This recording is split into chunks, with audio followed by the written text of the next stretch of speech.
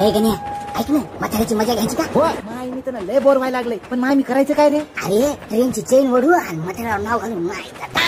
नाही नाही उग काही झालं तर त्या मायचा दाना तुझ्या मजा घ्यायची का नाही? आणि काय झालंच ना, हे पाय कॅश 20,000 रुपये न्याजो माय 2,000 रुपये फेकून मारून पोलिसाच्या तोंडावर. ठीक आहे कर माय मी तर होऊ दे जे व्हायचं ते. कोणाची माय सरसट करायला लागली रे? कोण वळली चेन? ह्या आजोबानं. काय हो तुम्हाला माहित नाही का, विनाकारण चेन वळली तर जुर्माना भरावा लागते म्हणून? हा साहेब ते काही मला माहित नाही, पण म्या चेन वळली याचं कारण असं आहे की म्या आताच बाजारात 2 बोकडे इकले शेळीचे. त्याचे पैसे घेऊन घरी जाऊ लागलो तर या पोरायनं मला मारलं आणि मग सगळे पैसे घेतले. पहा त्याच्या खिशात 20,000 रुपये असतील. पहा तुम्ही पहा. असं अरे छाटूंची